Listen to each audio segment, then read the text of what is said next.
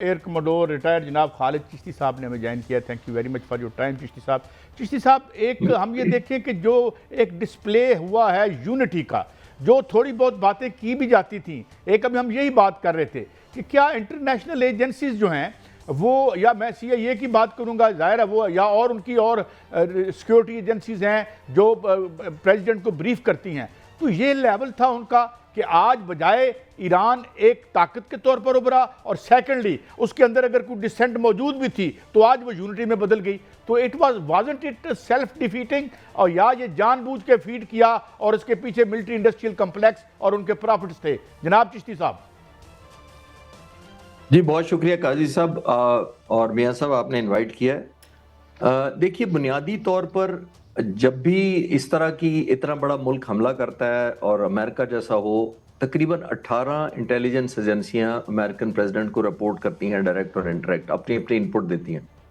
तो आया हम ये कभी कह सकते हैं कि 18 की 18 एजेंसियों को ईरान का जोग्राफिया नहीं पता था, उनका रिजॉल्व नहीं पता था, उनका कॉज या उनकी कमिटमेंट नहीं पता थी अपने मुल्क के साथ? क्योंकि मैं तो जितने ईरानियों को जानता हूँ वो बहुत नेशनलिस्ट होते हैं। अगर मुझे पता है तो आई एम श्योर एजेंसियों को भी पता होगा। ये मैटर ऑफ मिसअंडरस्टैंडिंग या अंडर एस्टिमेशन नहीं है, मैं अर्ज करता चला हूँ, ये मैटर ऑफ एरोगेंस था उस वक्त। मैटर ऑफ एरोगेंस का मतलब ये है कि आप समझते हैं कि जो मेरी मिलिट्री है, जो मैं हमेशा कहता था कि अमेरिकन समझते थे कि हमारी मिलिट्री इनविंसिबल है, इनवल्नरेबल है, उसको ना तो शिकस्त हो सकती है और ना कोई उसको कोई हरा सकता है। ये बड़ी इंपॉर्टेंट बात थी।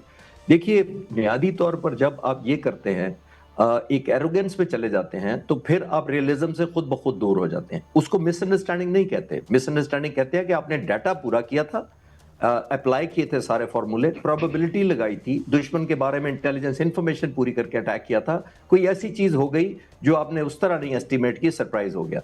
यहाँ पे जब ये वेनेजुएला का ऑपरेशन हुआ था और अमेरिका का भी हमला नहीं हुआ था ईरान पर, तो मैं आपके चैनल और बहुत सारे और चैनल पर ये अर्ज किया था कि जो वेनेजुएला का हमला है वो एक डिल्यूजनल एस्केलेशन की तरफ अमेरिकी सदर को ले जा सकता है। डिल्यूजनल एस्केलेशन ये होती है कि आप समझते हैं मैं सही भी हूं और अगर मैं इससे ज्यादा करूं तो ज्यादा बड़ी कामयाबी हासिल कर सकूं। मैंने उस वक्त भी अर्ज किया था कि जो वेनेजुएला जैसी विक्ट्री होती है, जो आपको सस्ती मिले, आपको इकोनॉमिकली मिले, शॉर्ट टाइम में मिल जाए, तो वो बहुत मिसलीडिंग और डेंजरस होती है, बिकॉज वो एडिक्शन होती है। आप समझते हैं कि मैंने बाएं हाथ से ये कर दिया तो दाएं हाथ से क्या करूंगा। 6 घंटे में मेरी मिलिट्री, एक दूसरे मुल्क के सदर उसकी बीवी को उठाकर अमेरिका ले आए हैं, तो बस मैं ईरान के साथ भी जरा सा ही मैंने प्लस एफर्ट करनी। This is not miss calculation, वो एरोगेंस और ओवर कॉन्फिडेंस था जी। अच्छा, लेकिन फिर भी एक नेशनल इंटरेस्ट तो होता है और बहुत सी आबादी हमने देखी भी। बिल्कुल चिश्ती साहब, बिल्कुल ये घमंड है, घमंड का जो अंसर है नजर आता है। जी मियां साहब, बात मुकम्मल करें, बात मुकम्मल करें। जी मैंने अर्ज किया, मैं तो पहले ही कह चुका हूं कि ये चिश्ती साहब, इसमें कोई शक नहीं कि वो घमंड था, गरूर था, जो कि खाक में मिल गया। और अब नजर ये आ रहा है कि अब अली खामनेई शहीद साहब का जो जनाजा है और या उनकी जो आखिरी रसूमात हैं, उसमें नजर आ रहा है कि 2 करोड़ से जायद जो है अफराद वहां पर मौजूद हैं। और मैं अभी बात यही कर रहा था काजी साहब से कि 5 बड़ी निशानियां जो हैं वो वहां पर नजर आई हैं। एक तो वहां पर बदले की निशानी जो नजर आई, सुर्ख झंडे नजर आए। दूसरी निशानी ये नजर आई कि वहां पर बंधी हुई मुट्ठी नजर आई कि दोबारा मज़ाहमत की जो निशानी है ईरान के लिए, ईरान में ये समझी जाती है। तीसरी निशानी ये नजर आई कि वहां पर हौसी और हमास और हिजबुल्लाह के वफूद बाकायदा तौर पर नजर आए और उनके लिए कुरान मजीद की अलग अलग आयात जो हैं वो तलावत की गई। और ये भी नजर आया वहां पर कि दोबारा उठने की जो है वो नारे लगे, बदला लेने के नारे लगे और लग रहे हैं। खास तौर पे अभी मुज़ाकरात की बात हो रही है सर दोबारा, और 11 जुलाई को अल अरबिया खबर दे रहा है कि पाकिस्तान के अंदर मुज़ाकरात होंगे। क्या बदला लिया जाएगा या मुज़ाकरात मुकम्मल होंगे? कालीबाफ साहब तो ये भी कहते हैं कि ये मुश्किल है लेकिन मुमकिन नहीं है, तो आपको क्या नजर आ रहा है? मियां साहब देखिए, जिस तरफ आप इशारा कर रहे हैं और काजी साहब भी कह रहे थे कि अंडर एस्टिमेट किया गया। देखिए, ईरान को बुनियादी तौर पर दिसंबर 2025 में चले जाएं तो पहला हमला हो चुका था अमेरिका का, जून वाला, और अमेरिका ने एस्टिमेट किया था कि ये एक डाइंग जो है वो आइडियोलॉजी है, एक डाइंग लीडरशिप है, एक डाइंग लेजिटिमेसी है और एक डाइंग इकोनॉमी है। तो जब इतनी सारी चीजें डाइंग पे चली जाएं तो फिर वो ऑलमोस्ट उसके लिए उन्होंने समझा कि एक धक्का लगेगा। लेकिन आपने देखा 6 महीने के अंदर ईरान को जो वेंटिलेटर दिया है वो अमेरिका ने खुद ही दे दिया, अगर वो सारी चीजें सही भी समझ ली जाएं। हजारों लोग उस वक्त ये अपनी जान से गए थे, लेकिन आपने देखा कि ईरान फिर खड़ा हो गया क्योंकि एक एलिमेंट ऑफ यूनिटी आ गई। جس طرف آپ اشارہ کر رہے ہیں وہ بالکل انڈر اسٹیمیٹ نہیں تھا، وہ ان ایروگنسی میں نے پہلے کہا۔ اب آتے ہیں کہ آگے فیوچر میں جو ہے، دیکھیے جو 60 دن کی ونڈو ہے، جو ہم چند دن ظاہر ہے اس میں گزر بھی گئے ہیں، میرا نہیں خیال کہ 60 دن میں ہوگا، لیکن میں پھر بھی پر امید ہوں کہ دونوں ملکوں نے جنگیں لڑ کے دیکھ لیا ہے اور 2 دفعہ لڑی اس سال کے اندر، پھر یہ رزلٹ میرا نہیں خیال کچھ ایسا کوئی بھی دونوں میں سے ملک پوزیشن میں ہے کوئی حاصل کرنے کے لیے، اس پہ ٹائم لگتا ہے۔ میں چھوٹی سی مثال آپ کو ہسٹری سے دے دیتا ہوں۔ دیکھیے جو جے سی پی او اے ہوا تھا وہ دسمبر 2025 میں سائن ہوا تھا، لیکن جو جے سی پی او اے کا انٹرم ایگریمنٹ سائن ہوا تھا وہ ہوا تھا نومبر 2013 میں، تقریباً 25 مہینے پہلے سائن ہوا تھا ایکچوئل ایگریمنٹ کے۔ یہ بھی ذہن میں رکھیے گا کہ اس وقت نہ کوئی اسٹیٹ آف ہارموز کا ایران کو پتا تھا، نہ ریجنلائز کرنے کا پتا تھا، نہ ایران ٹارگٹ ہوا تھا، نہ ایک فیوریبل سچویشن میں ایران نے اپنے نوٹ پہ جنگ بند کی تھی، تو پھر بھی 25 مہینے ایران ڈٹا رہا تھا یا امریکہ نہیں مانا تھا۔ تو اب چانسز ہیں کہ ٹائم زیادہ لگے گا، آپشن ملٹری کی آلموسٹ ختم ہو چکی ہے دونوں سائڈوں کے پاس، تو جائیں گے یہ اسی طرف۔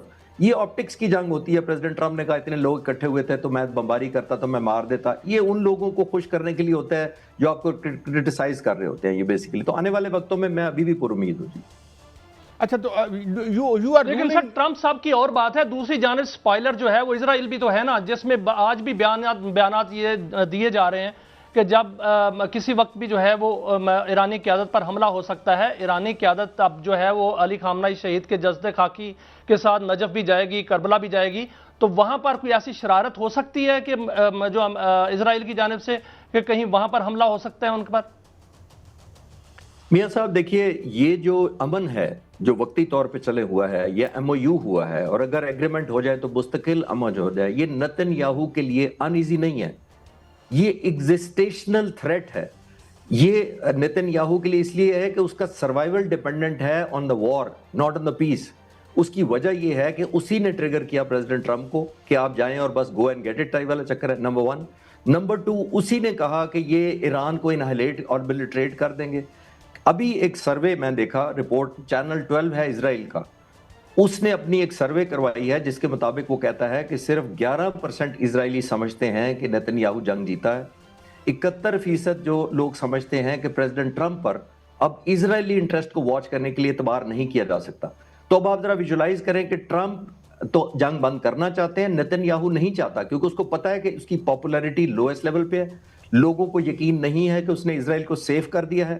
اس کو پتا ہے اکتوبر 2026 میں الیکشن آ رہا ہے 3 مہینوں بعد، اس کو پتا ہے کہ اگر وہ الیکشن ہار گیا تو مقدمے کھل جائیں گے۔ تو یہ ایگزسٹیشنل میں نے یہ ثابت کرنے کی کوشش کی ہے کہ اس کا سروائیول یہی ہے کہ جنگ لگی رہے، وہ قوم کو کہے کہ جناب ابھی تو جنگ ہے، الیکشن نہیں ہو سکتے، اور یہ ثابت کرنے میں لگا رہے کہ میں نے اسرائیل کو اور زیادہ سیف کر دیا۔ اچھا یہ فرمائیے گا، ایک اور بھی موو چل رہی ہے اور وہ یہ ہے کہ ہم نے دیکھ رہے ہیں کہ کلیئرلی بہت انسیکیور محسوس کر رہی ہیں جی سی سی اسٹیٹس، اور بعض تو کھل کے بھی کہہ رہے ہیں امریکہ کو کہ یہاں سے یہ آپ خالی کر دیں۔ تو کیا یہ بڑا پیسفل وڈرال ہوگا، امریکہ اس طرح سے مان جائے گا، یا how it is going to play out? جناب چشتی صاحب۔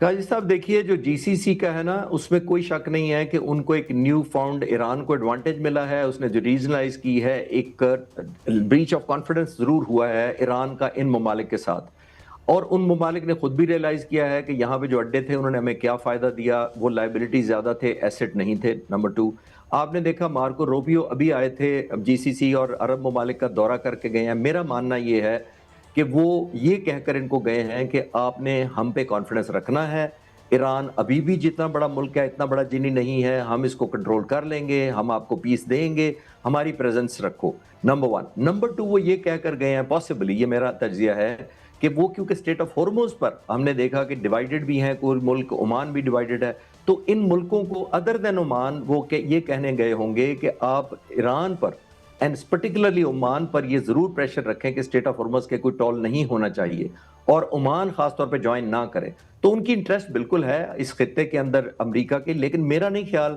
کہ جو امریکہ کبھی بھی اس انفلوئنس، اس پریزنس پر اور اس ڈگری آف کنٹرول پر جا سکے گا جو جنگ سے پہلے تھا۔